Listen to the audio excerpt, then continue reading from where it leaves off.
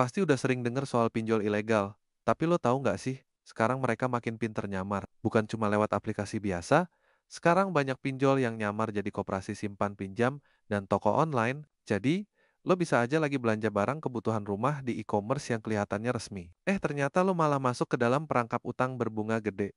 Gue kasih contoh, nih, banyak koperasi yang ngaku legal, punya kantor fisik, bahkan ngasih brosur rapi, tapi ujung-ujungnya ngasih pinjaman dengan bunga harian yang mencekik, bahkan lebih parah dari pinjol ilegal biasa. Mereka bilang, tenor fleksibel, syarat gampang, tapi kenyataannya begitu lo telat sehari aja, langsung diteleponin, diteror. Bahkan nyebar data lo ke semua kontak di HP. Lo pikir ini koperasi beneran? Nggak bro, ini cuma kamuflase biar lo ngerasa aman dan mau ngajuin pinjaman tanpa banyak mikir. Belum lagi toko online palsu yang ngaku jual barang elektronik, gadget, sampai perabot rumah tangga, tapi sistemnya kayak cicilan. Lo kira lo beli barang, padahal lo lagi ngutang. Kalau lo gagal bayar, mereka minta balikin barang, denda, dan tetap harus bayar sisa cicilan.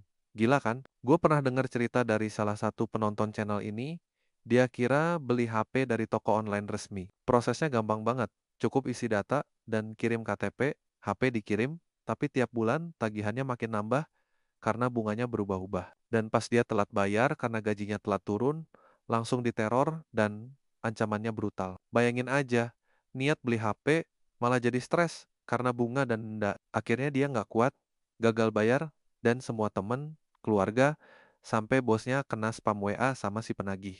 Lo paham kan sekarang kenapa penting banget buat hati-hati? Karena sekarang pinjol udah bukan cuma aplikasi yang terang-terangan bilang pinjaman online, tapi udah masuk ke koperasi dan e-commerce abal-abal. Mereka pakai skema seolah-olah lo beli barang atau gabung koperasi.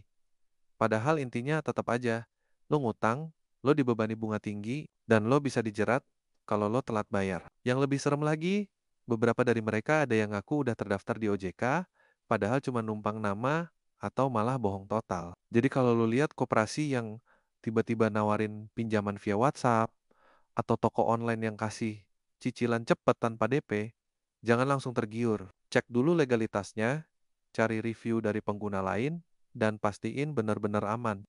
Jangan sampai lo jadi korban berikutnya. Karena sekali lo masuk lingkaran gagal bayar, keluar dari situ bukan hal gampang. Makin lo panik, makin lo gali lubang yang lebih dalam. Makanya, jangan males buat edukasi diri soal model-model pinjol sekarang. Mereka makin canggih, lo juga harus makin waspada. So, gua harap setelah lo nonton video ini, lo jadi lebih jeli bedain mana pinjaman yang sehat dan mana jebakan utang yang cuma nyari korban. Kalau lo punya teman atau keluarga yang lagi nyari pinjaman, share video ini ke mereka. Jangan sampai mereka tertipu sama pinjol berkedok koperasi atau toko online. Dan buat lo yang baru pertama mampir ke channel ini, jangan lupa buat like, share, dan subscribe, karena kita bakal terus bahas hal-hal penting yang sering orang anggap sepele, tapi nyatanya bisa nyeret lo ke masalah besar. Edukasi keuangan itu penting bro. Dan semuanya dimulai dari lo nggak gampang percaya sama penawaran manis yang ujung-ujungnya bisa bikin hidup lo ambiar. Tetap waspada, tetap rasional, dan jaga keuangan lo baik-baik.